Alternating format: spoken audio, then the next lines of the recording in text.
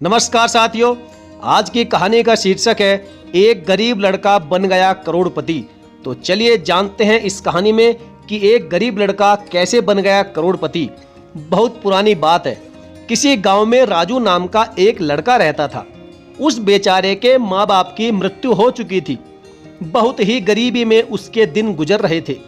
जैसे तैसे काम करके वह अपने खाने के लिए आटा और चावल ले आता था।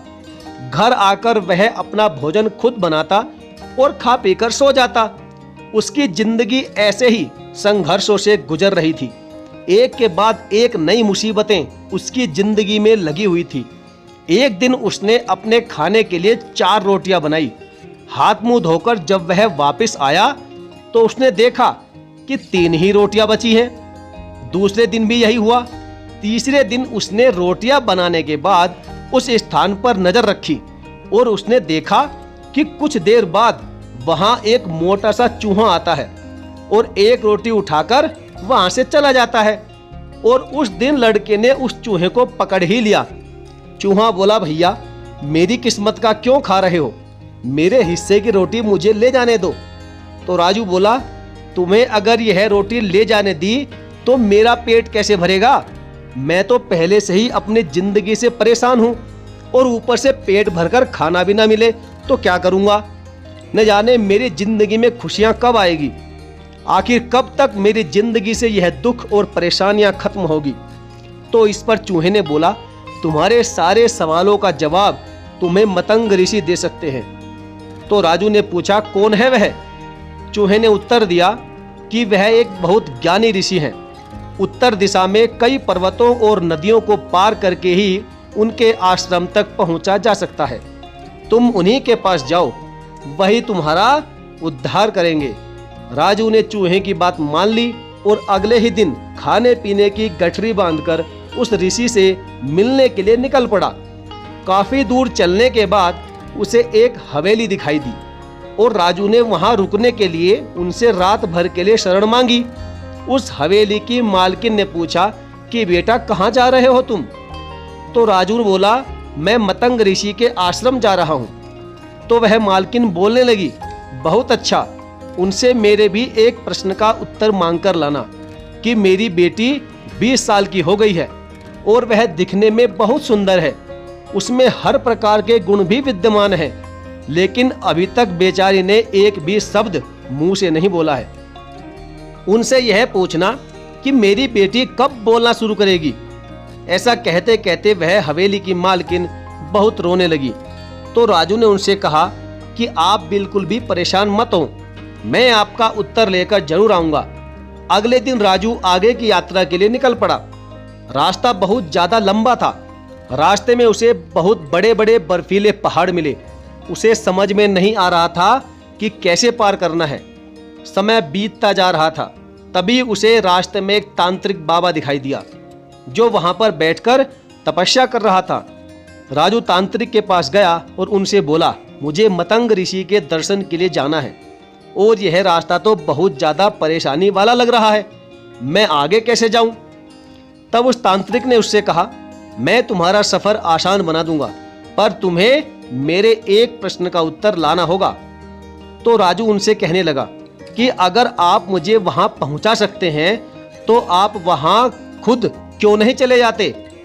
वह तांत्रिक कहने लगा, अगर मैंने इस स्थान को छोड़ा तो मेरी तपस्या भंग हो जाएगी। तब राजू ने उनसे कहा, आप मुझे अपना प्रश्न बताइए, मैं आपका उत्तर जरूर लेकर आऊंगा। तो वह तांत्रिक कहने लगा कि ऋषि से पूछना कि मेरी तपस्या कब सफल होगी, मुझे आत्मज्ञान कब प्राप्त होगा।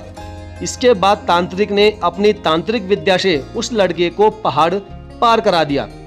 अब आश्रम तक पहुंचने के लिए सिर्फ एक नदी पार करनी थी और वह लड़का इतनी बड़ी नदी देखकर बहुत घबरा गया। तभी उसे नदी किनारे एक बहुत बड़ा कछुआ दिखाई दिया। उस लड़के ने कछुए से मदद मांगी।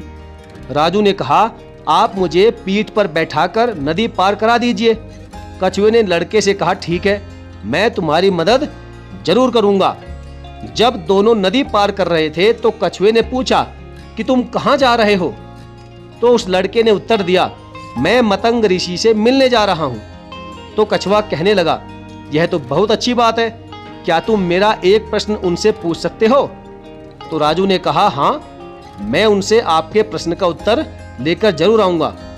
तो वह कछुआ कहने लगा, मैं एक असाधारण कछुआ हूँ जो समय आने पर ड्रैगन बन सकता है।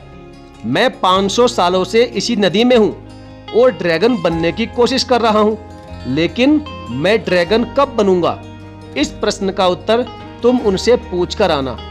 नदी पार करके कुछ दूर जाने पर मतंग ऋषि का आश्रम दिखाई देने लगा। आश्रम में प्रवेश करने के बाद शिष्यों ने उसका बहुत अच्छी तरह से स्वागत किया। संध्या समय में उस ऋषि ने राजू को अपने दर्शन दिए। ऋषि ने राजू से कहा, पुत्र, मैं तुम्हारे किसी भी 3 प्रश्नों का उत्तर दे सकता हूँ, तुम अपना प्रश्न पूछो। अब राजू बहुत सोच में पड़ गया कि वह अपना प्रश्न पूछे या फिर मदद करने वाले मालकिन, तांत्रिक और कछुए का प्रश्न पूछे। वह अपना प्रश्न पूछना चाहता था, पर उसने सोचा कि उसे मुसीबत में मदद करने वाले लोगों का उपकार नहीं भूलना चाहिए। उसे यह नहीं भूलना चाहिए कि उसने उन लोगों से उनके प्रश्न का उत्तर लाने का वादा किया है। उसी पल उसने निश्चय किया कि वह खूब मेहनत करेगा और अपनी जिंदगी को बदल देगा, लेकिन इस समय पर उन 3 लोगों की जिंदगी में बदलाव लाना बहुत जरूरी है। यही सोचते सोचते राजू ने ऋषि से पूछा, हवेली की मालकिन की बेटी कब बोलना शुरू करेगी? ऋषि ने जवाब दिया, जैसे ही उसका विवाह होगा वह बोलना शुरू कर देगी। फिर उसने दूसरा प्रश्न किया, तांत्रिक को मोक्ष कब प्राप्त होगा, आत्मज्ञान कब प्राप्त होगा? ऋषि ने उत्तर दिया, जब वह तांत्रिक अपने तंत्र से प्राप्त की गई सारी शक्तियां, सारी सिद्धियां किसी और को दे देगा तो उसी क्षण उसे आत्मज्ञान की प्राप्ति हो जाएगी। फिर उसने तीसरा प्रश्न किया, वह कछुआ ड्रैगन कब बनेगा? ऋषि ने उत्तर दिया, जिस दिन उसने अपना कवच उतार दिया उसी वक्त वह ड्रैगन बन जाएगा। वह लड़का ऋषि से उत्तर जानकर बहुत खुश हुआ और अगली सुबह वह ऋषि का धन्यवाद करके वहां से निकल गया। वापस रास्ते में कछुआ मिला। उसने उस लड़के को नदी पार करा दी और अपने प्रश्न के बारे में पूछा। तब राजू ने कछुए से कहा, अगर तुम अपना कवच उतार दो तो तुम इसी समय ड्रैगन बन जाओगे। जब उस कछुए ने उत्तर सुना तो वह बहुत खुश हुआ और कछुए ने जैसे ही कवच उतारा तो उसमें से ढेरों मोती झड़ने लगे। कछुए ने वे सारे मोती राजू को दे दिए और कुछ ही पलों में वह एक ड्रैगन में बदल गया। वह बहुत खुश था। उसने फौरन उस लड़के को अपनी पीठ पर बैठाया और सारी बर्फीली पहाड़ियां पार करवा दी। थोड़ा आगे जाने पर उसे तांत्रिक मिला। राजू ने तांत्रिक को ऋषि की सारी बातें बता दी कि जब आप अपनी तांत्रिक विद्या, अपनी शक्तियां किसी और को दे देंगे तो आपको उसी क्षण मोक्ष की प्राप्ति हो जाएगी, आत्मज्ञान मिल जाएगा। तो वह तांत्रिक बोला, अब मैं कहां किसे ढूंढने जाऊंगा? एक काम करो, तुम ही मेरी विद्या ले लो। ऐसा कहते ही उस तांत्रिक ने अपनी सारी शक्तियां राजू को दे दी और अगले ही क्षण उसे मोक्ष की प्राप्ति हो गई। राजू वहां से आगे बढ़ा और तांत्रिक से मिली शक्तियों के दम पर वह पल भर में ही हवेली पर पहुंच गया। हवेली की मालकिन ने उसे देखते ही पूछा, क्या बताया ऋषि मतंग ने मेरी बेटी के बारे में? तो राजू कहने लगा कि जिस दिन आपकी बेटी की शादी होगी, विवाह होगा, वह अपने आप बोलने लग जाएगी। मालकिन बोली, तो देर किस बात की? तुम इतनी बड़ी खुशखबरी लेकर आए हो, भला तुमसे अच्छा लड़का इसके लिए और कौन हो सकता है? उस हवेली की मालकिन ने उन दोनों की शादी करा दी। सचमुच वह लड़की बोलने लग गई। राजू अपनी पत्नी को लेकर अपने गांव पहुंचा। उसने सबसे पहले उस चूहे को धन्यवाद दिया और अपनी नए हवेली में उसके रहने के लिए एक जगह भी बनवा दी। कभी अपनी जिंदगी से हार चुके राजू के पास आज सब कुछ था। धन दौलत था, परिवार था, ताकत थी। उसने सब कुछ प्राप्त कर लिया था क्योंकि उसने अपने प्रश्न का त्याग करके दूसरों के बारे में सोचा था।